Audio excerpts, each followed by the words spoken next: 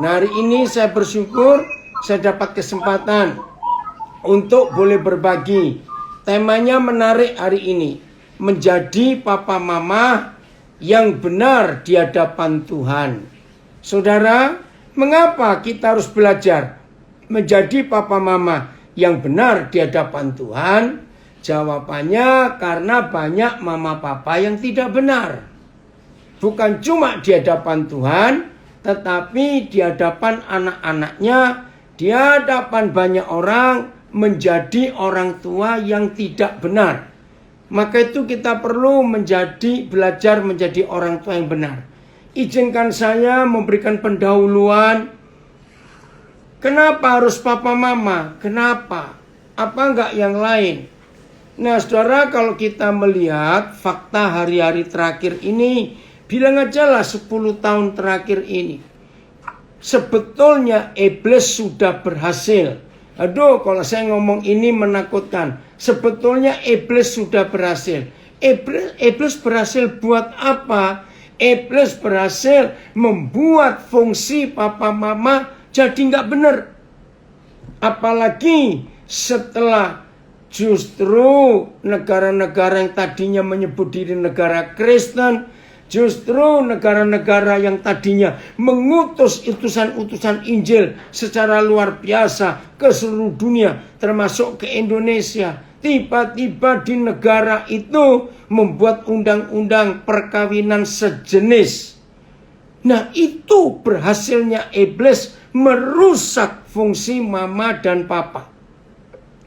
2 tahun yang lalu, Australia menjadi negara pertama yang minta undang-undang di negaranya diubah. Kan di negara-negara barat itu kan ada Hari Ibu, Mother's Day.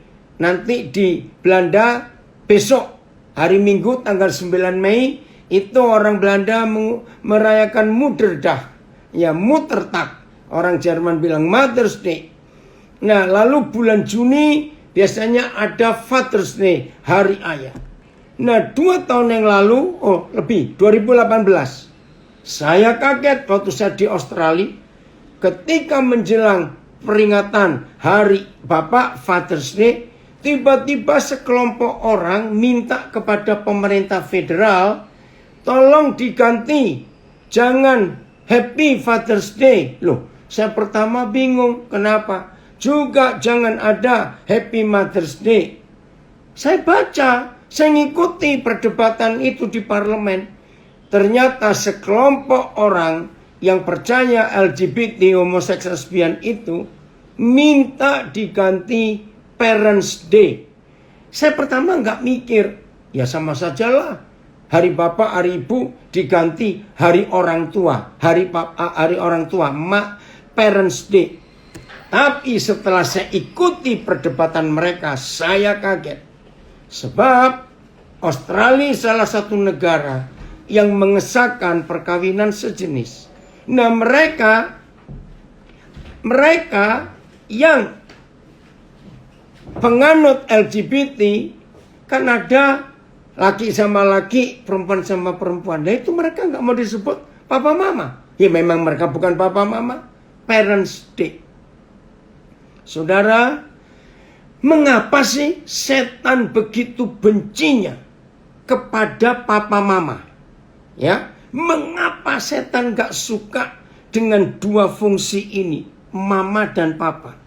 Udahlah, semua kita tahu bagaimana rusaknya setan. Ya, hari-hari ini membuat hidup jadi kacau. Akhirnya anak-anak pun tidak tahu mana lagi mama, mana lagi yang papa. Karena sama-sama cowok, sama-sama cewek.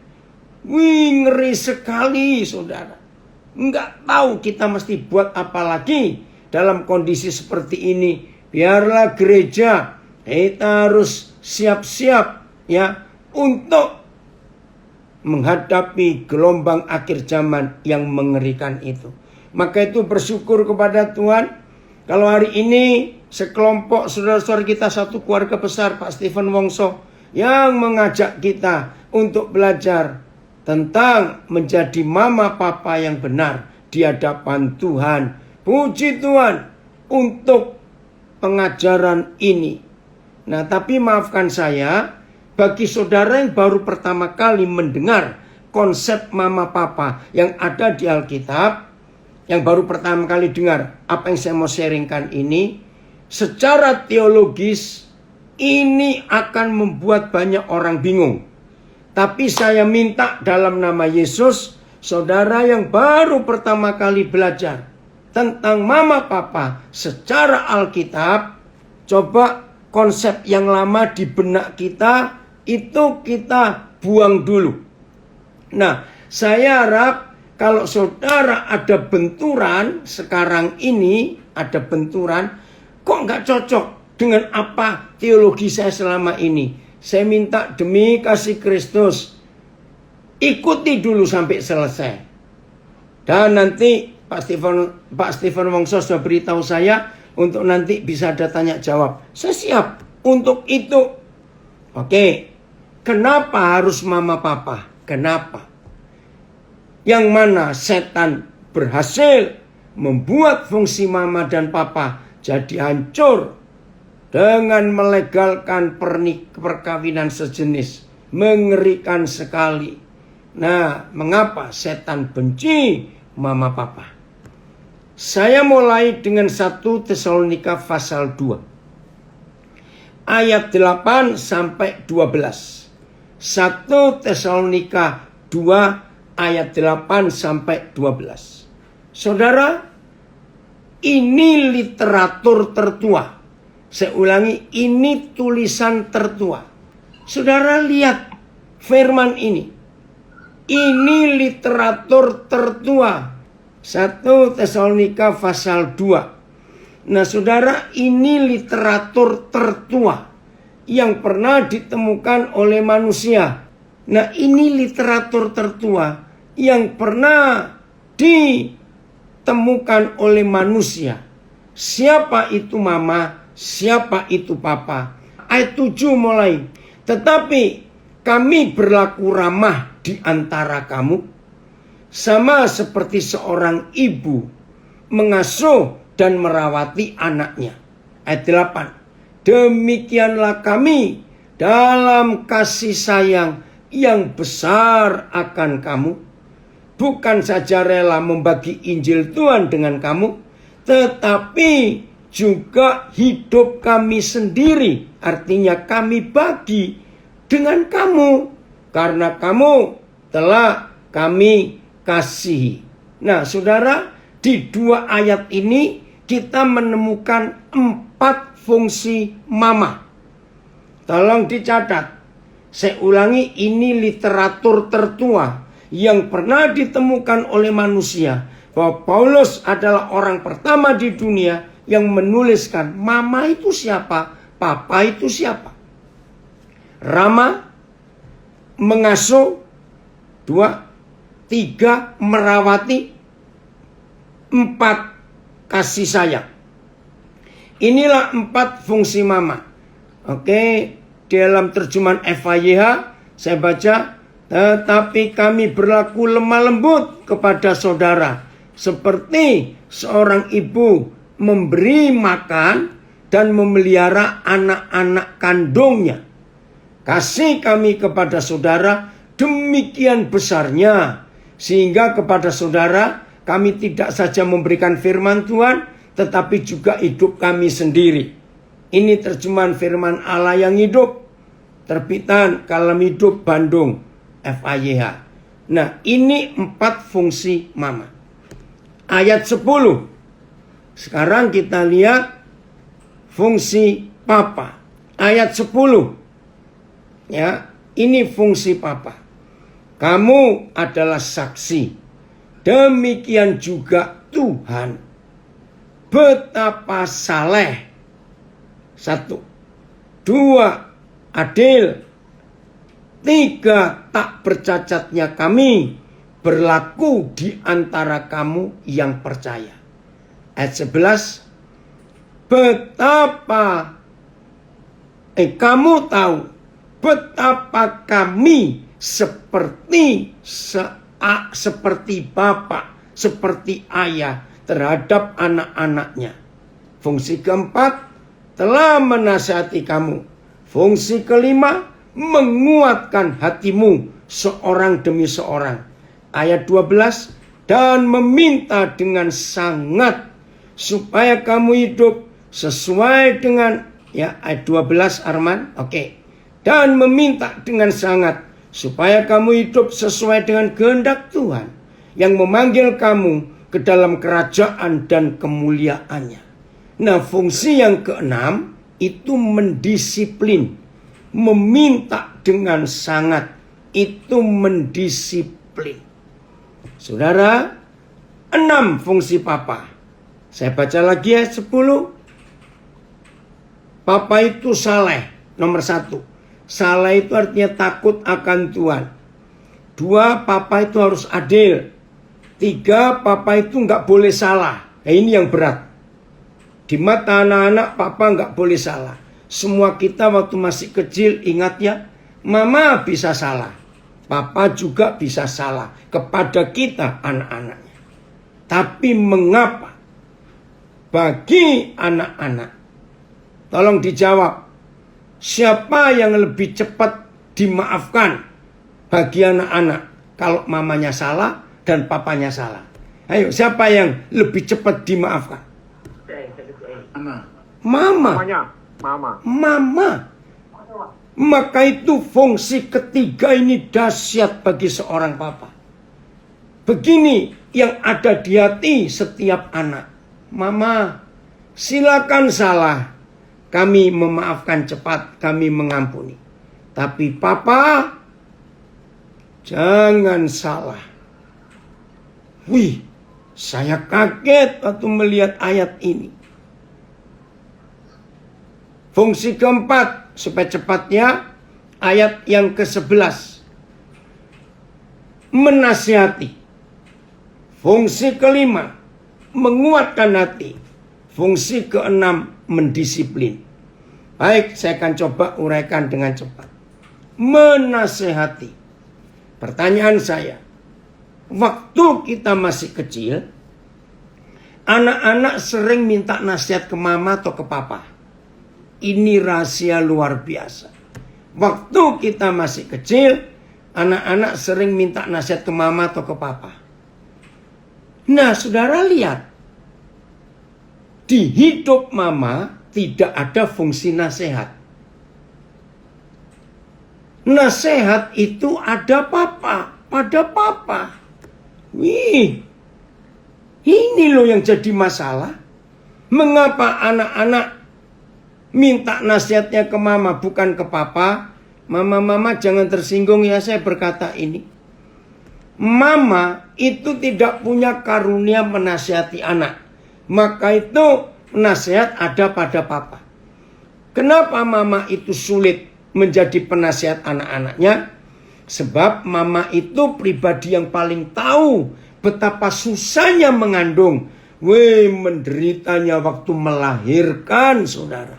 Maka itu mama nggak bisa tegas kepada anak-anak.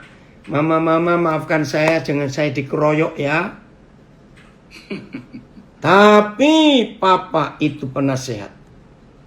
Saya tanya dulu, apa yang terjadi pada seorang manusia ketika dia sejak lahir jadi anak, remaja, pemuda, nggak punya penasehat dalam hidupnya? Tadi siang, seperti saudara tahu, saya diminta untuk bicara, menuntun anak, memandu anak sejak masih kecil. Nah, anak-anak itu kalau nggak dituntun, kalau nggak dipandu, kalau nggak diarahkan, nggak bisa jadi anak. Saya ngomong kalimat ini, tolong dicatat, supaya kita tahu betapa hebatnya fungsi papa mama itu.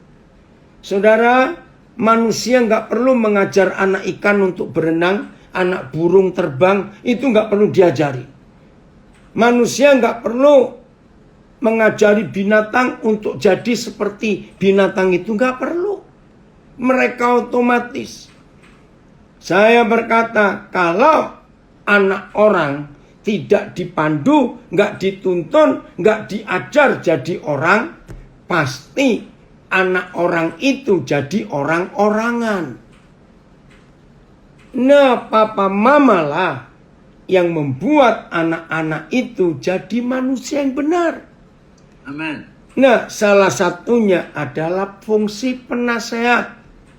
Oke, jadi kalau anak-anak sejak bayi, jadi anak, jadi remaja, jadi pemuda atau pemudi, tidak punya penasehat, hidupnya liar dan kacau. Saya ulangi, iblis berhasil membuat penasehat-penasehat jarang pulang ke rumah. Siapa maksudnya? Ayah. Ketika banyak papa nggak ada di rumah, ketika anak-anaknya butuh nasihat. Salah satu penyebab ayah-ayah nggak di rumah. Maaf, karena mama, karena istrinya tidak menciptakan surga di rumah. Istri yang suka ngomel, istri suka menuntut, istri yang suka merendahkan suami, yakin suaminya nggak betah di rumah. Maka itu tidak sedikit, berarti sedikit ya, nggak banyak maksudnya. Ada suami-suami kalau mau pulang, telepon dulu, entah ke anaknya atau ke pembantunya. Bi, ibu sudah tidur atau belum? Saya pertama nggak ngerti. Kenapa ini ada suami-suami? Kalau mau pulang, tanya dulu, istri sudah tidur atau belum? Saya harap saudara mengerti yang saya maksud ini. Maka itu ketika anak-anak dalam masa pertumbuhan tidak punya penasehat, hidupnya liar, saudara. Kasihan anak itu. Ini salah satu penyebab. Kalau saudara punya pertanyaan bertahun-tahun tidak terjawab. Kok ada ya anak pendeta, anak hamba Tuhan hidupnya kacau, hidupnya rusak? Ya karena bapaknya pelayanan terus. Nggak ada waktu untuk anak-anaknya. Nah, ini dosen dari Surabaya memberi komen. Yang jadi penasihat anak-anak zaman sekarang adalah game online. Betul, Bu dosen? Game online yang isinya kekerasan. Itu jadi teman baik anak-anak. Menyedihkan sekali. Fungsi kelima, menguatkan hati. Ini fungsi kelima. Wih, luar biasa sahabat saya dari Amsterdam. Sujerit, hohatet met u. Senang sekali, Koden, Sujerit bisa ikut belajar. Saudara, ketika fungsi kelima dari seorang ayah menguatkan hatimu seorang demi seorang. Cari bahasa Inggrisnya, bahasa Indonesia, bahasa Jawa, bahasa apa saja. Bersyukur kepada Tuhan, ternyata untuk Alkitab bahasa Indonesia itu ada hampir 20 terjemahan. Saya juga baru tahu. Luar biasa ini di Indonesia. Ini kalimat yang muncul di dalam hidup anak-anak muda. Kamu kok nggak pede? Kamu kok nggak pede? Nah, ketika anak-anak ditanya oleh temannya, kamu kok nggak percaya diri? Saudara, karena fungsi kelima dari seorang ayah itu nggak ada di hidup anak-anak itu. Saudara, percayalah, ketika anak-anak bertumbuh dari anak menuju remaja, setiap kali hadir papanya, dan papa itu memberi dorongan, nak, kamu bisa. Nak, kamu bisa. Saudara, kata kamu bisa itu membuat anak punya keberanian untuk melakukan apa saja. Nah, seorang anak ketika kenapa? Oh begitu ya, Greg, ini anak saya, ada yang cerita. Itu aku banget dari kecil, nggak pede, minder. Ya karena tidak ada kehadiran seorang papa. Maka itu jadi penakut. Sulit ambil keputusan. nggak berani jadi pemimpin. Karena fungsi kelima dari seorang ayah tidak ada. Fungsi yang keenam, mendisiplin. Bayangkan kalau ada anak yang tidak pernah didisiplin. Saudara, hancur hidup anak itu. Maka itu penting sekali fungsi papa mama. Nah, sekarang saya percepat. Dari 4 fungsi mama, ramah, mengasuh, merawat, dan menyayangi. Dengan 6 fungsi papa, ya, hidup takut Tuhan, adil, nggak pernah salah, nggak boleh salah, ya. Nomor 3. Nomor 4, menasihati. Nomor 5, menguatkan hati, membuat anak berani. Nomor 6, mendisiplin. Saya tanya, maaf, untuk mama-mama jangan marah dulu. Dari 2 figur mama dan papa ini, setelah kita lihat uraian firman Tuhan, siapa pembentuk karakter anak? Papa, ayah. Maka itu dalam fakta hidup sehari-hari, saudara. Kenapa setan berhasil membuat ayah-ayah nggak berfungsi dengan baik? Karena setan tahu papa itu harus dirusak. Karena kalau papa berhasil dirusak, anak-anak akan rusak dengan sendirinya.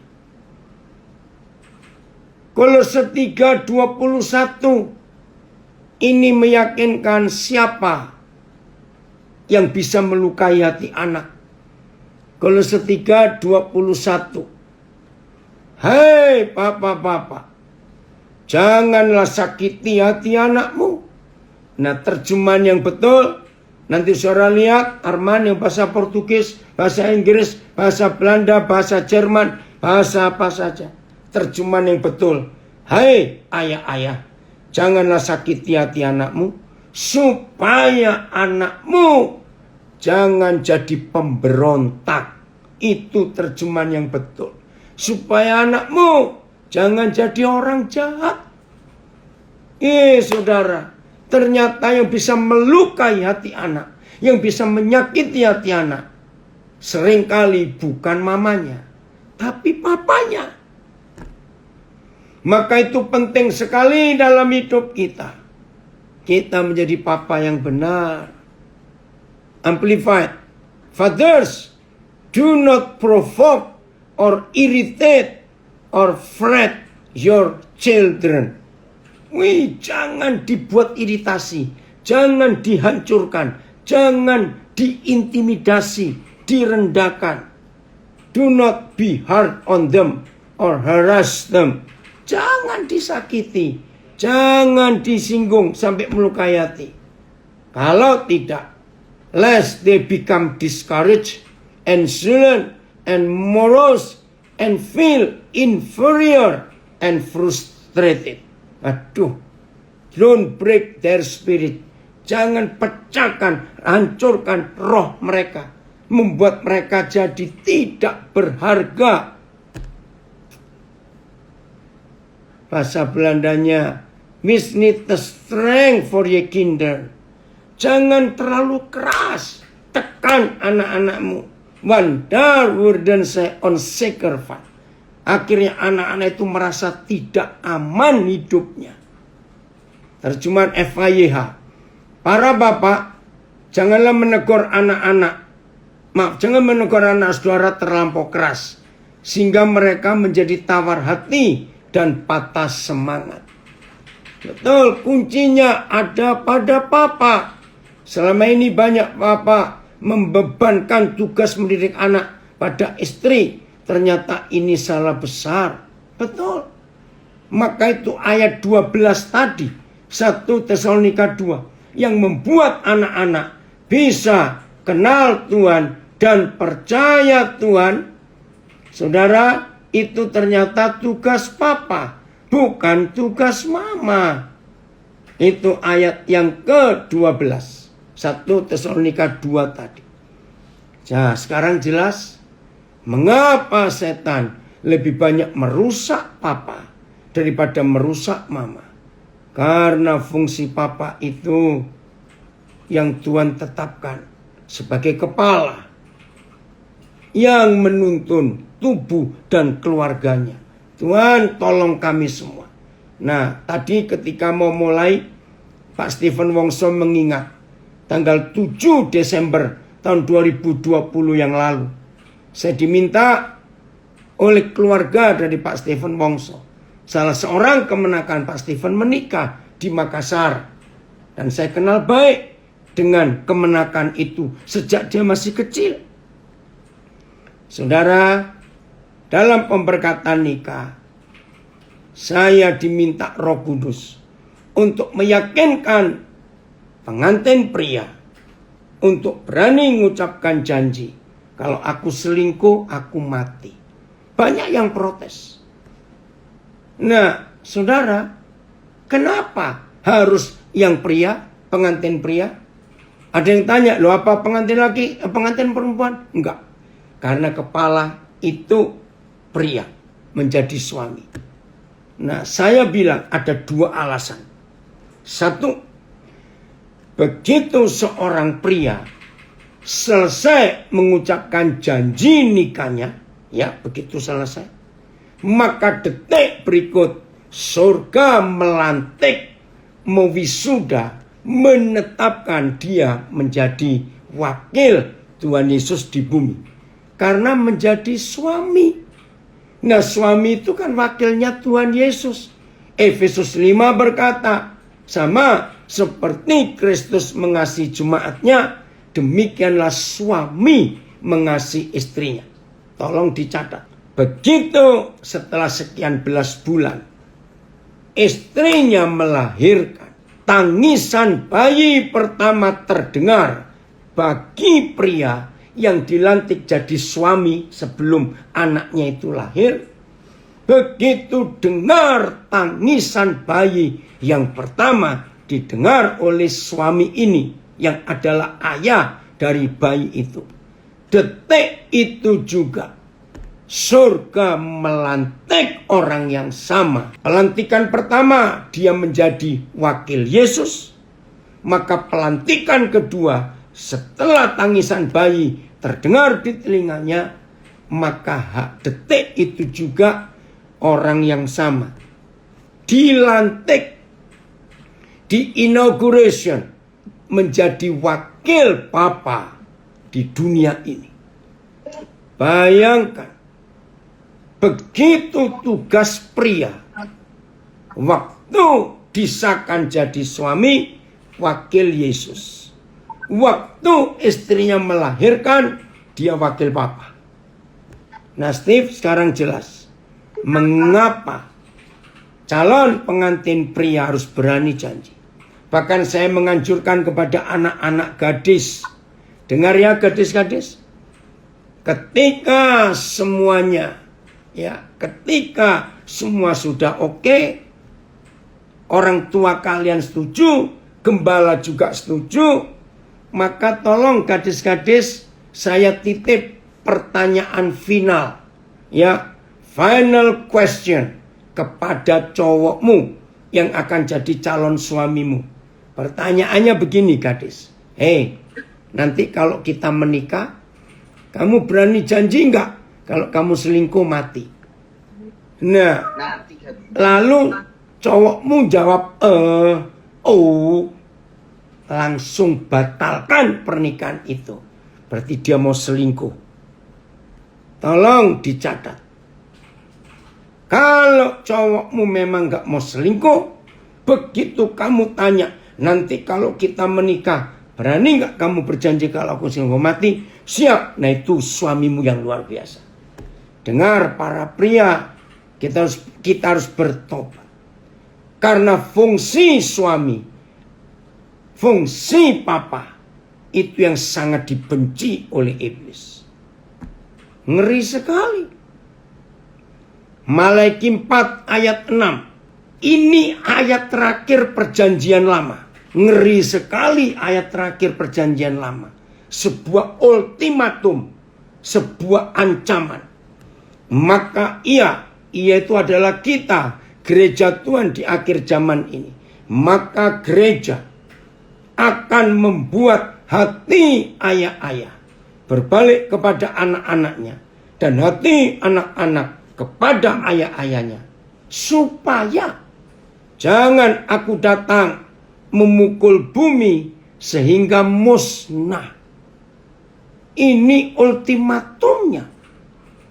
Nah, inilah satu-satunya tulisan di seluruh dunia yang memberitahu manusia kapan dunia ini bisa musnah. Ternyata bukan karena tsunami, bukan karena perang nuklir, bukan karena gunung meletus, bukan karena gempa bumi. Hanya firman Tuhan yang memberitahu kita, bumi musnah ketika papa-papa menyakiti hati anak-anaknya sendiri. Ketika papa-papa nggak berfungsi. Terjemahan FAYH saya akan baca.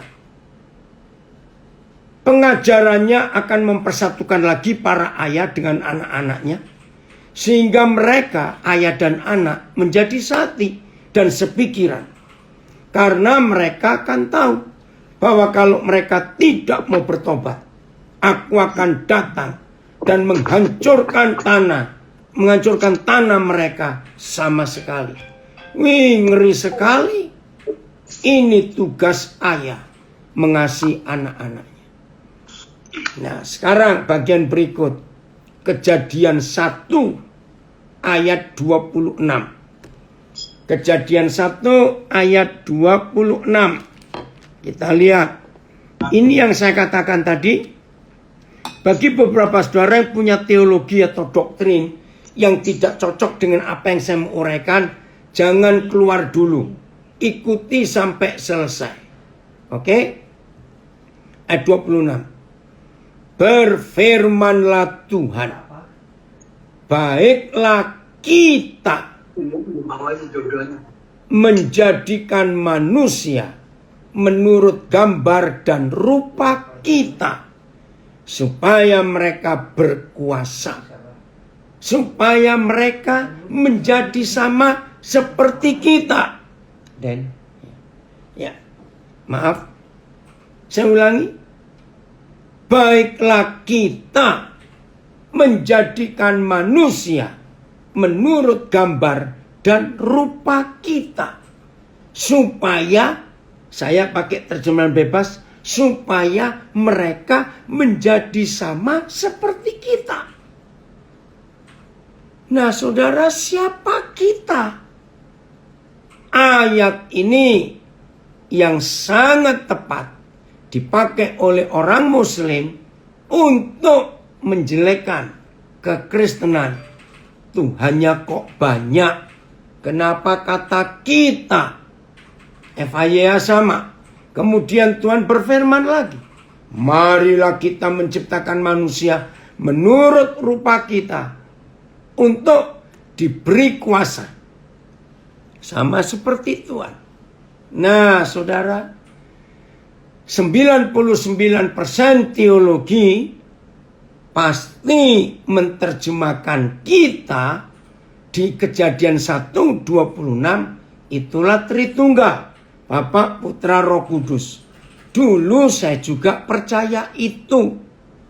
Tapi suatu hari ketika Roh Kudus menyadarkan saya dengan konsep, kenapa sih setan itu kok benci mama papa, itu kena apa? Yang dirusak kok mesti mama papa, suami istri. Ada apa? Waktu itu saya belum menikah. Saya tanya, apa iblis gak punya kerjaan lain selain ganggu suami istri, selain mengganggu fungsi papa mama? Karena betapa banyaknya rumah tangga rusak, saudara. Aduh, itu yang menakutkan sekali. Ada yang komen dari Palu. Pemberkatan nikah yang dilayani oleh Papi saat di Makassar 7 Desember 2020 itu sangat langka. Bahkan baru pertama kali di dunia. Tidak pernah ada janji bagi kedua mempelai, khususnya mempelai laki-laki, mengatakan janjinya Kalau dia berselingkuh, dia mati. Selama ini kedua mempelai hanya membacakan teks, catatan, ya, janji nikah. Mereka itu di kertas yang sudah disiapkan. Enggak. Janji nikah itu penting.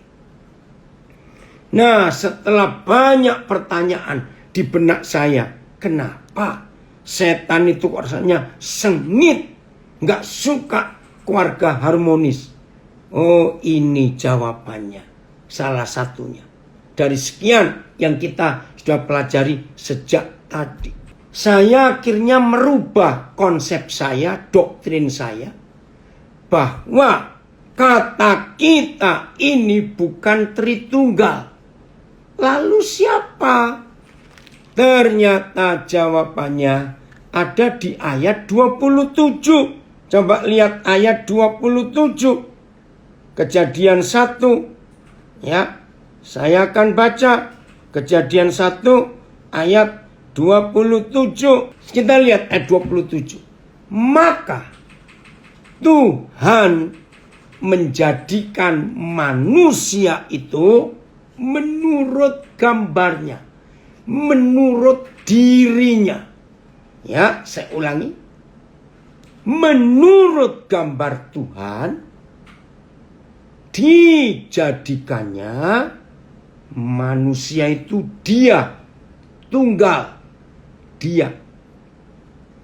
Titik koma, dia itu ternyata dua pribadi.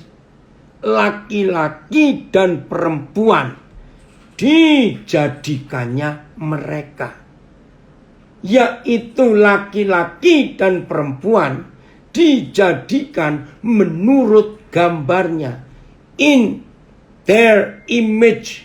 Nah, ini jawabannya. Kalau begitu, Tuhan itu laki atau perempuan bukan dalam gender, jenis kelamin, tidak salah. Ternyata kata kita menurut ayat 26 Kejadian 1 digambarkan sebagai papa dan mama. Nah, untuk menggambarkan papa yang ada di dunia, maka Tuhan jadikan laki-laki. Untuk menggambarkan mama di dunia seperti gambarnya, kan dikatakan begitu, maka Tuhan jadikan perempuan. Nah, laki dan perempuan tetap akan jadi laki dan perempuan kalau tidak diberkati. Ayat 28. Jadi Kejadian 1, 26, 27, 28 ini satu kesatuan yang tidak boleh diputus. Keren firman ini. Saya ulangi. Laki dan perempuan tetap akan jadi pria dan wanita. Tapi ketika pria dan wanita, laki dan perempuan ini diberkati, mereka jadi papa mama.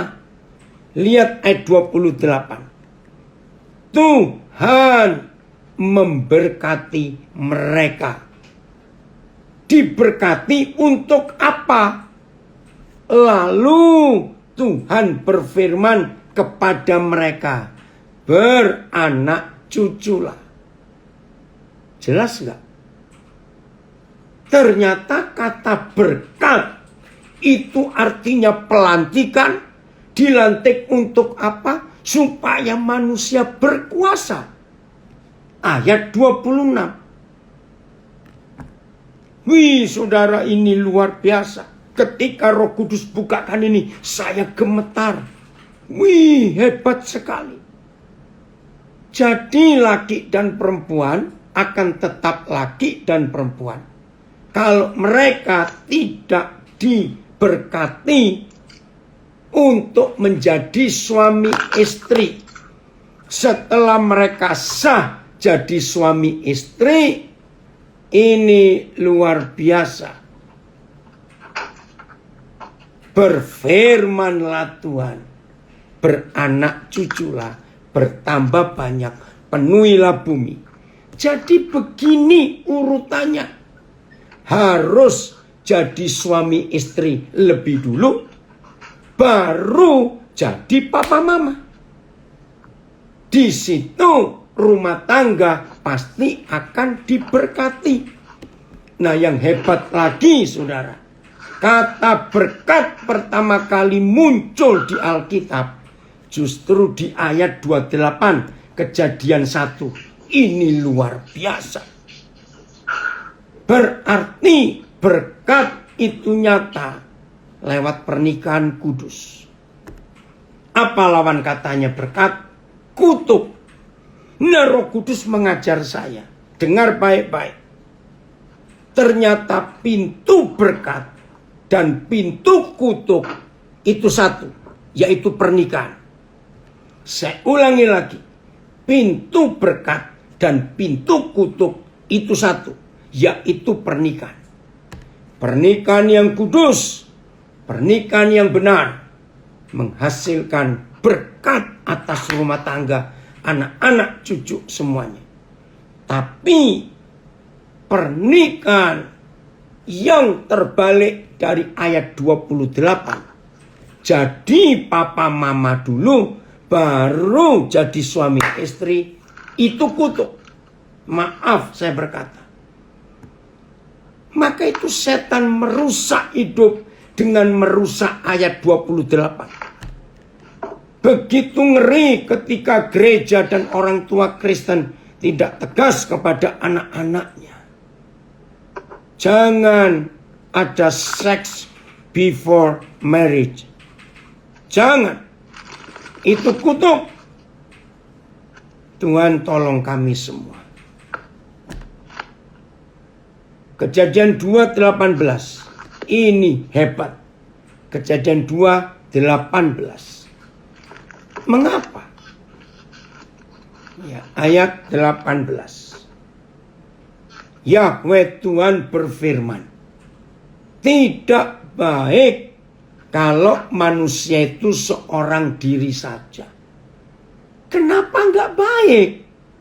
Karena kalau manusia itu seorang diri saja, maka gambar Tuhan yang utuh tidak tercipta. Berarti inisiator pertama di dunia untuk manusia menikah ternyata papa kita, Yahweh Tuhan kita. Jadi kalau ada orang yang gak kawin-kawin, yang bingung bukan papa mamanya dan bukan neneknya, yang pusing Tuhan, kenapa lu gak kawin-kawin? Saudara, luar biasa. Nah, papa di surga tidak hanya mendorong orang untuk menikah, tidak. Dia bertanggung jawab menyediakan yang sepadan dengan dia. Maka itu ayat kalimat berikut. Tidak baik kalau manusia itu seorang diri saja. Aku, kata Tuhan, akan menyediakan penolong baginya yang sepadan dengan dia. Wih, luar biasa. Ini namanya jodoh. Tuhan yang bertanggung jawab. Sayang waktu, tapi tolong ditulis. Matius 19 ayat 12. Itu ada firman yang Tuhan setuju kalau ada orang tidak menikah karena 3 alasan. Lagi sekali Matius 19 ayat 12. Tuhan hargai. Tapi di luar 3 hal itu semua orang harus menikah. Wih, Tuhan kita hebat sekali. Nah, tapi saya nggak bisa terima. Saya cari. Tuhan beritahu saya. Mana ada ayat yang mengatakan Tuhan itu juga mama. Saya cari. Saya kaget. Waktu Roh Kudus tunjukkan, ada. Keluaran 32 ayat 18. Keluaran 32 ayat 18. Saya menangis. Ternyata Tuhan juga mama. Luar biasa. Oh, saya salah. Ulangan. Salah, Arman. Bukan Exodus, maaf. Ulangan. Ya. Tolong Pak Gembala dari Tangerang, tunggu nanti dijawab. Ya. Ulangan 32 ayat 18. Nah, ini nyanyian Musa yang luar biasa. Gunung batu yang memperanakkan engkau. Siapa gunung batu itu bagi Musa? Yahweh Tuhan. Jadi Musa menggambarkan Yahweh Tuhan, Bapa di surga, itu sebagai gunung batu yang memperanakkan engkau. Telah kau lalaikan dan telah kau lupakan Tuhan yang melahirkan engkau. Wih, luar biasa. Jadi itulah papa kita yang juga mama yang memperanakkan dan yang melahirkan. 1 Oktober 88 itu pertama kali saya bertemu dengan seorang Yahudi, tapi warga negara Indonesia. Ibu Dorothy Marx, profesor di UI, di IPB, di ITB, tapi juga gembala dari GKI, saya lupa Cibunut atau mana di Bandung. Orang Yahudi. Nah, dalam retreat mahasiswa di Kaliurang, saya pertama kali jumpa. Saya sudah sering dengar dia karena saya baca bukunya banyak dari terbitan BPK Gunung Mulia. Nah, saudara, akhirnya saya cerita. Di situ saya juga belajar tentang nama Tuhan yang adalah Yahweh. Nah, karena dia orang Yahudi. Nah, salah satu yang buat saya kaget, Ibu Dorothy menerangkan El Shaddai. Wih, kalau diterjemahkan itu jelek bahasa Indonesia. Harafiah, hurufiah, letter luck, orang Belanda bilang. El Shaddai itu artinya Elohim yang teteknya banyak. Ih, kan jelek. Itu letter lucknya, hurufiahnya. Tapi Bu Dorothy berkata, kalau diterjemahkan betul, begini, Elohim yang menyusui. Waduh, waktu dia terangkan itu, saya merinding. Hah? Sekarang kalau Tuhan itu menyusui, El Shaddai, dia itu mama. Oh, saya mengerti. Luar biasa. Jadi kata kita di Kejadian 1:26 itu ternyata adalah papa mama. Karena di surga ada mama dan papa, jadi dia itu mama juga. Karena di surga ada papa dan mama, supaya bumi jadi seperti surga, maka di bumi pun harus ada papa dan mama. Nah, papa dan mama yang di surga itu harmonis, bahagia. Begitulah seharusnya papa mama di dunia. Harmonis, bahagia, saling mengampuni. Terima kasih Arman. Ya, ini bahasa Inggris. That beget. Beget itu yang melahirkan, begotten. Ya, terima kasih. Dan Tuhan yang membentuk engkau. Makasih Arman. Ini terjemahan King James. Nah, sekarang kita tahu mengapa setan gak suka papa mama di dunia. Supaya gak ada gambar Tuhan. Maka itu ketika papa mama bercerai, anak-anak rusak figur Tuhan. Maka itu Malaki 2:16. Mengapa di dunia ini hanya ada satu buku, nggak ada dua buku? Malaki 2:16. mengapa di dunia ini hanya ada satu buku yang punya statement menakutkan. Oh bagus, terima kasih. Anak saya di rumah berbicara. The meaning of El Shaddai, the word tit. Tit itu puting. Iya, bacanya teat, puting. Is often coupled with the word mighty strong, creating the phrase. Oke, terima kasih. Mighty teat, ya, yang menyusui. Oh, ternyata ada bahasa Inggrisnya. Makasih, Dek. Oke, Malaiki 2:16. Saudara lihat. Sebab aku membenci perceraian. Malaiki 2:16. Sebab aku membenci perceraian. Firman Yahweh Tuhan Israel. FAYH. Tuhan orang Israel telah berfirman bahwa ia membenci perceraian. Saudara catat. Satu-satunya tulisan di dunia ini yang ada kalimat aku benci perceraian. Itu hanya Alkitab. Tidak ada buku lain di dunia yang mempunyai kalimat aku benci perceraian kecuali firman Tuhan. Mengapa dia benci?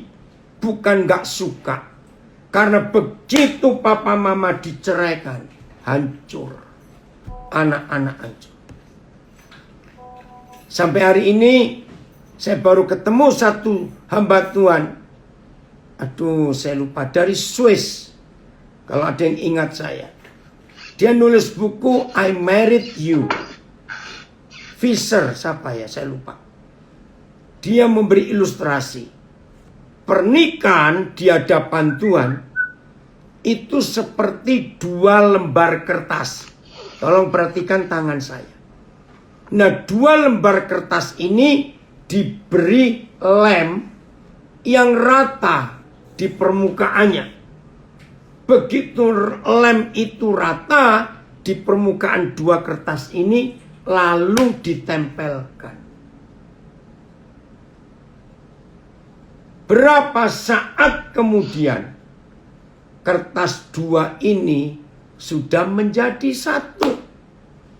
Oh, Walter Trobis, terima kasih Tuhan. Walter Trobis, orang Swiss itu menulis luar biasa. Maka itu orang yang bercerai, artinya suami istri, begitu kertas ini dipisahkan jadi 2 lagi. Oh, orang Jerman ya.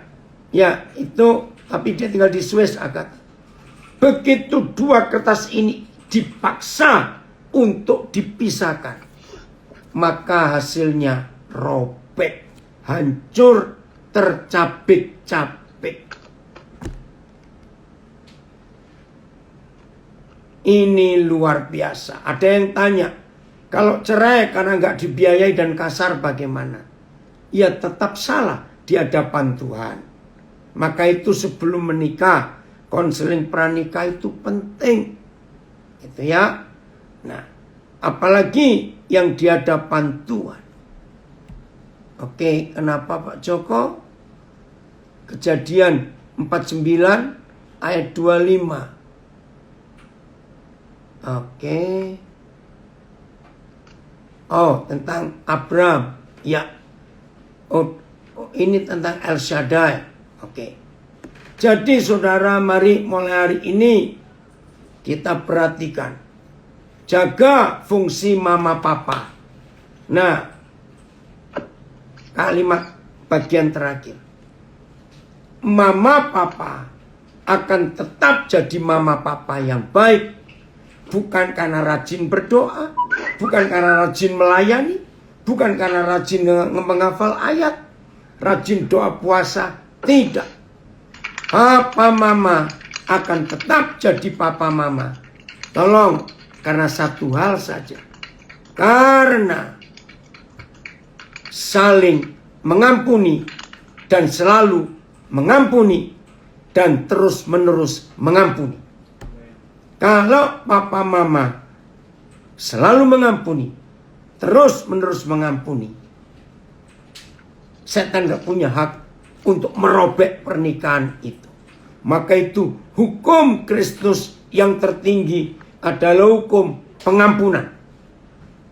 Jadi suami istri pegang firman ini. Sesalah-salahnya suami, istri harus mengampuni. Sesalah-salahnya istri, suami harus tetap mengampuni. Sebagaimana Kristus telah mengampuni kita. Dia mempelai laki-laki, kita mempelai perempuan. Dia menerima kita apa adanya. Begitulah kita suami istri saling menerima. Kalau itu ada di hidup kita, maka anak-anak sehat, anak-anak pintar, anak-anak bahagia. Karena lihat papa mamanya selalu bahagia. Oke, karena di Facebook saya ada beberapa pertanyaan yang sama. Bagaimana kalau sudah hamil dulu? Apakah harus diberkati? Jawaban saya, jangan. Loh, nah dengarkan ini.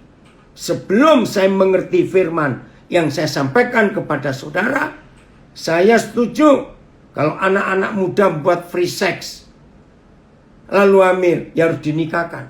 Tapi setelah kejadian satu ini terbuka, saya tidak akan mau menikahkan walaupun sudah hamil. Kenapa?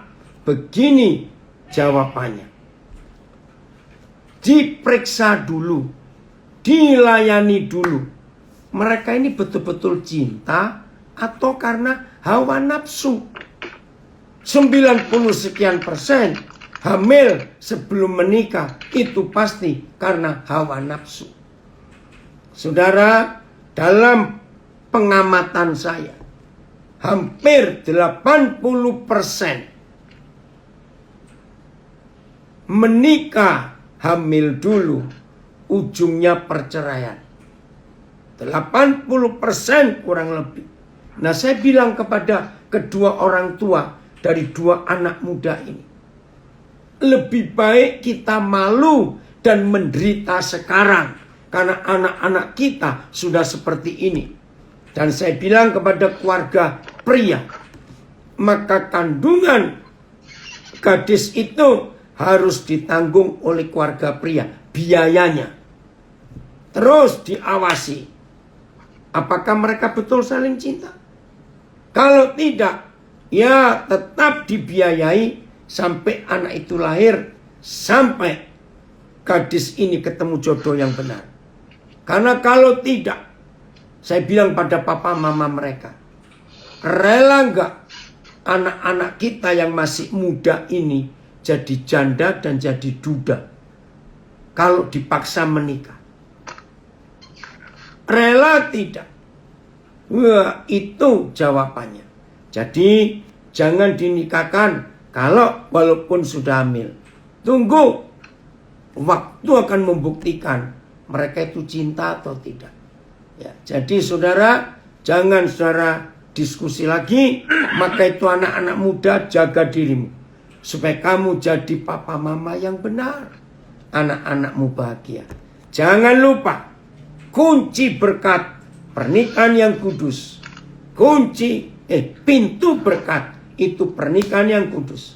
Pintu kutuk itu pernikahan yang salah.